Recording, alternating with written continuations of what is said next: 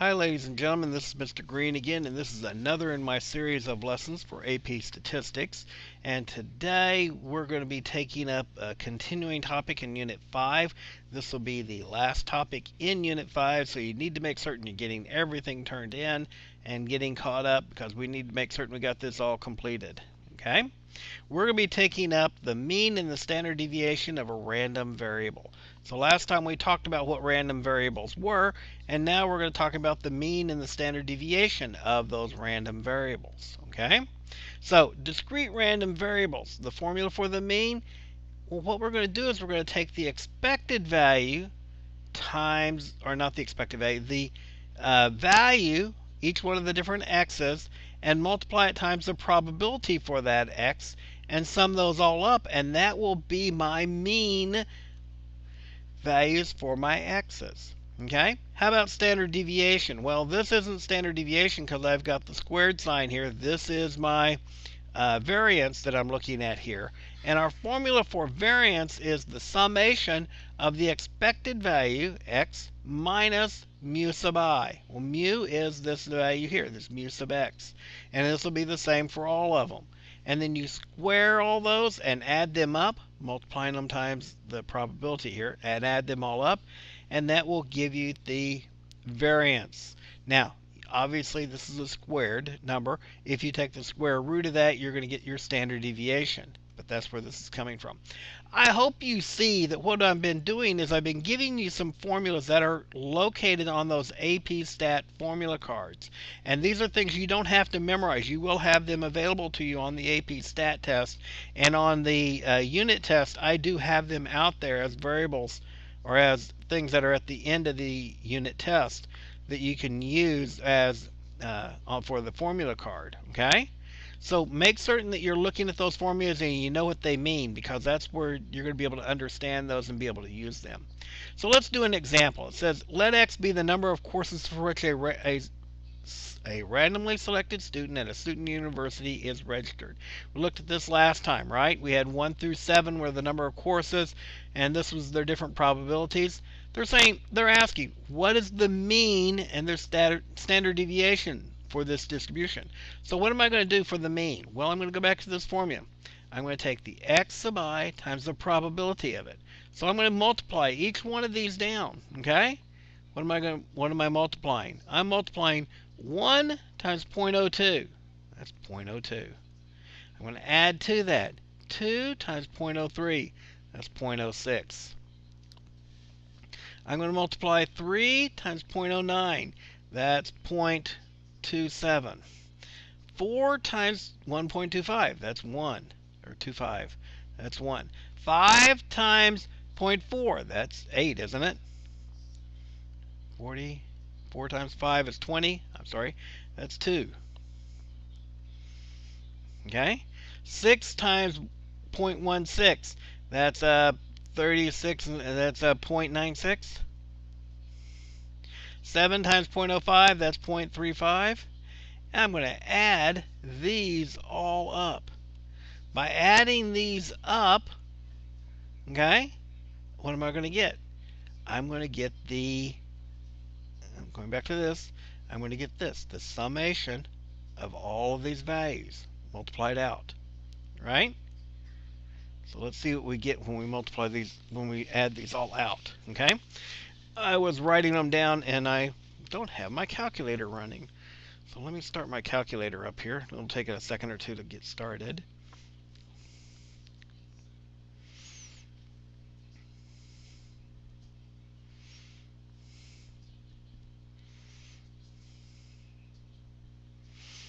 Think, think, think, think, think, think, think, think, think, think, think, think, think, think, think, think, think, think. Okay, there's my calculator. Now, the interesting thing is I'm actually going to show you how to do this using the statistics data here. Okay? So what I'm going to do is I'm going to edit, and I'm going to come up here. Well, I'm just going to do it this way.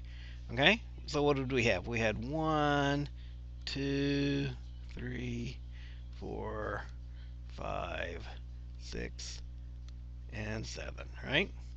Those are the number of courses that they could be in. For L2, this was 0.02. This one is 0.03.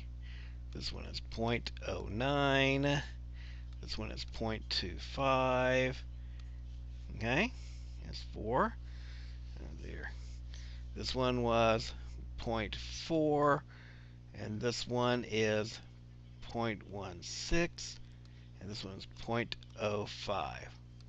So, whoops, wound up with more numbers than I did on the other one. How did that happen? Oh, that's not right. There you go. It looks better. 0.02, there you go. Looks like I've got them all in here now. Okay? If I wanted to take this and find the product of those two, I could come out here to L3 and say, you know, let's take L1 times L2 and hit enter. And what did it do? It just multiplied them out for me as I was going. It just multiplied them all there. Well, that's nice. Now you can do a stat calculate. I believe you can take the sum. Wait a second. It's not under calculate. It's under math. Math. And you want to take the sum. Okay, let's see here. Where is sum?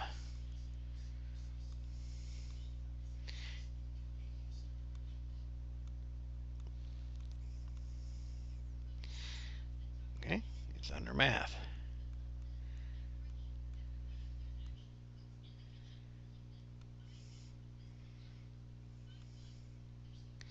Okay, let's try that. Nope, that's not what I want to do. Second quit.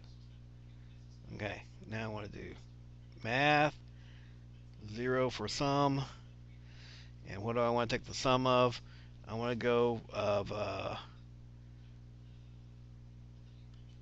x from 1 to 7 of second L3 and hit enter. Ah! Okay. Sum. Alpha. What letter's an S here? It'd be this one.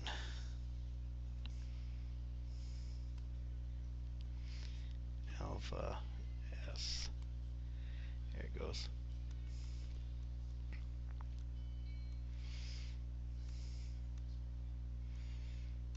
Yeah, I'm going down to sum. That's where I'm going.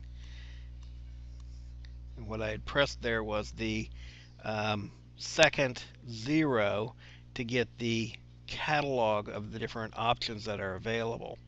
And then I'd press the alpha in the LN, which is an S, to get me to the S's to begin with. And then I can come down here and find the sum. And I want to take the sum of L3, and it should sum that up for me, and it gave me 4.66. So, does that mean 4.66 is my mean? Yes, it does. That means it's right in here somewhere, isn't it? 4.66. The mean would be somewhere between 4 and 5. Right? 4.66. That's how I got the mean of those numbers. Let's go back and look at the formula for standard deviation.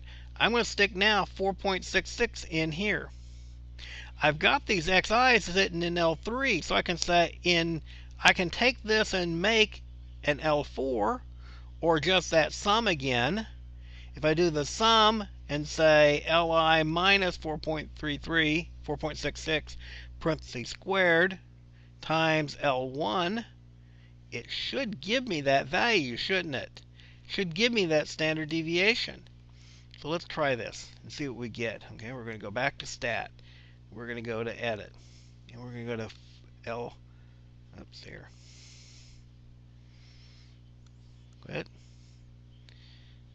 Quit. Stat. Edit. Up. We're going to go over to L4. I want to clear that out so that I don't have anything in there. Go back up here to the L4 up here at the top. And what am I going to do? I'm going to say I want to take the parenthesis L3 minus 4.66, close parenthesis, squared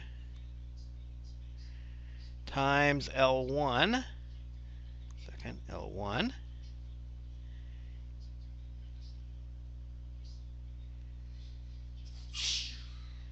and it should give me, oh, wait a second. I'm not wanting L3 there, I'm wanting L2.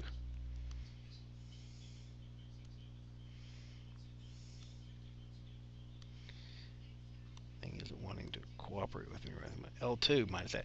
L2 is the probabilities. Wait a second.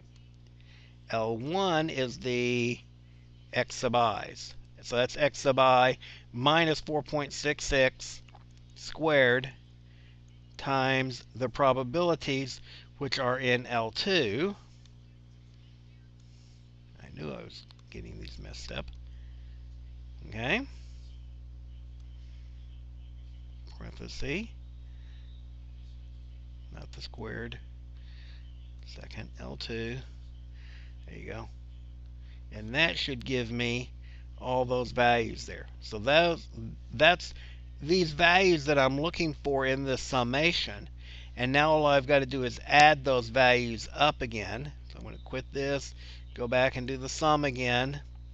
And I'm going to actually type it in this time. S U alpha U alpha M, which is a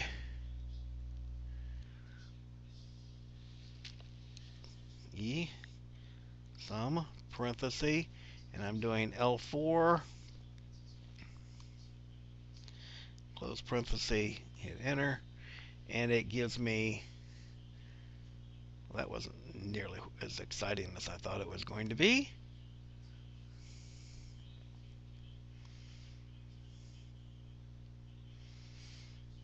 Okay, look right.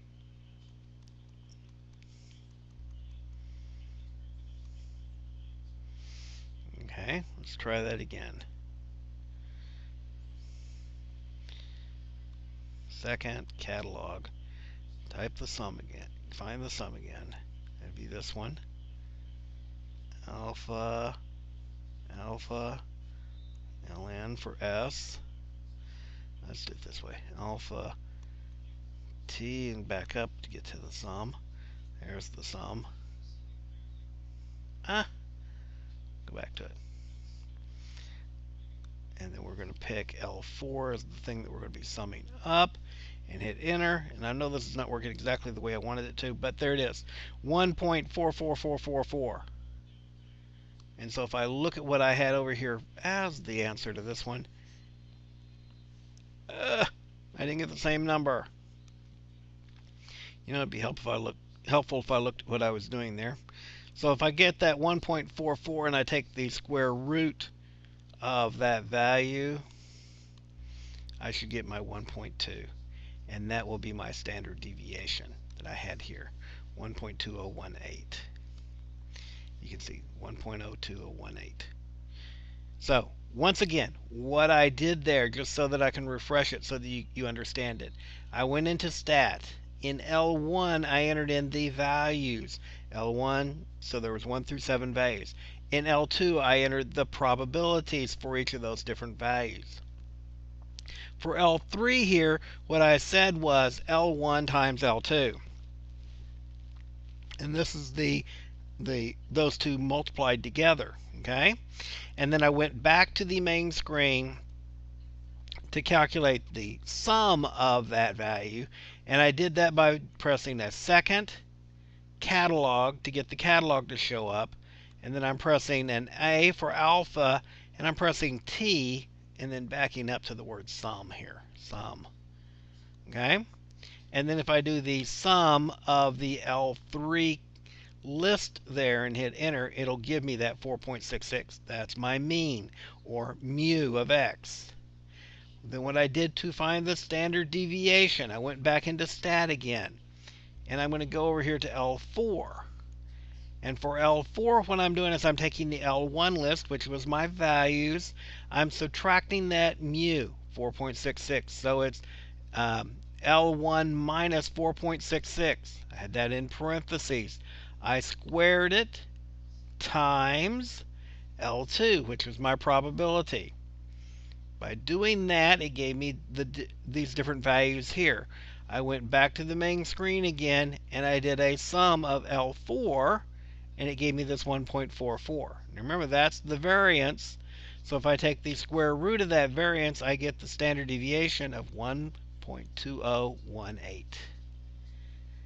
That is the formula that's being used. And this is on the formula charts that you should be using. Okay? And so they're not that difficult to find. Okay. Having done one, here's a game. If a player rolls 2 dice, he gets a sum of between 2 and 12. Okay? If he gets a sum of 2 or 12, just those two possibilities, he's going to get $20. If he gets a 7, he wins $5. The cost to roll the dice one time is $3. And they're asking, is this a fair game? Well, let's see here. What's the probability of getting any one of the 12 numbers? Well, if I take 1 divided by 12, let's see here, turn my calculator on, 1 divided by 12, I get 0.0833, right? So does that mean that to get a 2 or to get a 12, my probability would be, oh, let's see here, 1 out of 18, because there's 36 different possibilities there, aren't there? Because there's 2 different dice, and either one of them could be on a 1, and the other one could be on a 1. There's 36 different possibilities that are out there. So actually 2 out of the 36, or 1 out of 18, and you would win a $20 bill. But if I rolled a 7, well, how many different combinations of 7 are there? Well, there are 5 combinations of 7. So if I take, I'm sorry, it's a $5 bill. There are 6 combinations of 7, okay? And that's 6 out of 36, which is 1/6, would be the probability of that. Well, we know this all has to add up to 1, and if you do that, that means 7/9 of the time you're going to get $0. So let's go back to the question. Is this a fair game? And the answer to that is no, it is not a fair game. Why is it not a fair game? Well, since the mu, the mean number that you would expect to get, would be a payout of $1.94, which is less than what it costs to play the game. So that means someone's making off with quite a bit of money here. Guess what? That's what Vegas does to you. They make off with quite a bit of money there sometimes. So the mean value you would expect to get is around 2, but it's costing you $3 to play the game. So you're losing $1 every single time you roll the dice. Okay? Based upon those probabilities. So a fair game is where the cost to play equals the expected value. And if you change these numbers around a little bit, probabilities a little bit, you get what is known in Vegas as craps. And there's a lot more different things you could play to win the numbers, to win at craps, but it is a losing game no matter how you look at it. Okay? So I wanted to talk just a little bit and briefly about the aspect of linear transformation of a variable. So if it's a continuous variable and x is a random variable, and the random variable is defined by that type of an equation, ax plus b, because we know we can do a linear regression, and that's what they turn out to be like, right? Well, what you're saying is the mu, the mean of y, is going to be equal to a plus b times the mean of x. And in essence, the standard deviation of y is going to be equal to the standard deviation of x times the absolute value of b here. Wow, these are also on your formula charts here. This is an interesting concept here. We can actually transform something. That means that the mean is only changed is changed by addition and by multiplication. See how you're adding and you're multiplying here, A and B? Okay? But the standard deviation is only changed by the multiplication. It isn't changed by the addition. So that means given a certain situation, like this one here, you're letting X be the number of gallons required to fill a propane tank, and that the mean in the standard deviation is 318 gallons and 42 gallons respectively. That means that's the mean, that's the standard deviation. And that's what you currently are sitting at. That's your current situation of what it takes to fill a propane tank by a certain company. The company is considering a pricing model. They're wanting to change their prices to a charge of $50 plus $1.80 per gallon. And they want to know, what will that do to the mean and the standard deviation for the amount billed? All we're talking about here is a transformation. We've got this mean right here, and we said this mean is going to be affected by both these two values. So if I take 318 times 1.8 and then add 50 onto it, there is my new mean for the amount billed. And you can do that yourself. 318 times nearly 2 would be $600, right? So that's got to be close to the right number. It is actually the right number. 318 times 1.8 plus 50. Okay? So let's look at the standard deviation. The standard deviation was 42. It's only affected by this $1.80, isn't it? So if I multiply that 42 times 1.8, I would get 75.6. That is the new standard deviation for the amount billed. This is the way you can take one set of information and transform it into other information. And you're taking this information might be easily gathered up here at the top. I mean, what is the mean and the standard deviation of how much they're filling tanks with? And then you can look at what they're wanting to put the new pricing in. That's a transformation of that data, so you can find the mean and the standard deviation of how much cost or the amount they're going to be billing. Okay? So, what happens when we're combining things? Like adding the mu of A plus the mu of B. That's going to be equal to the mu of A plus B. So if I've got two things and I'm adding them together, two different things that I've got the means of, I can just add their means together, and that's the mu, the mean of their combination.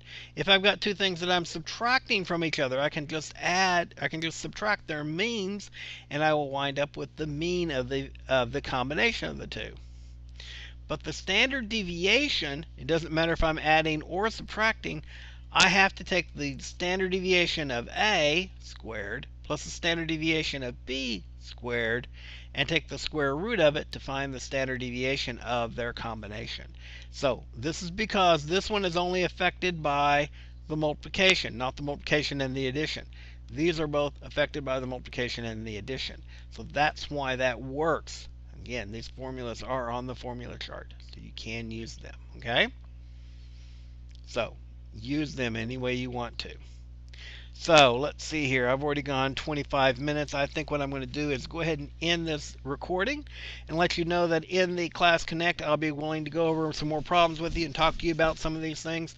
Looking forward to seeing you there. I will talk to you later.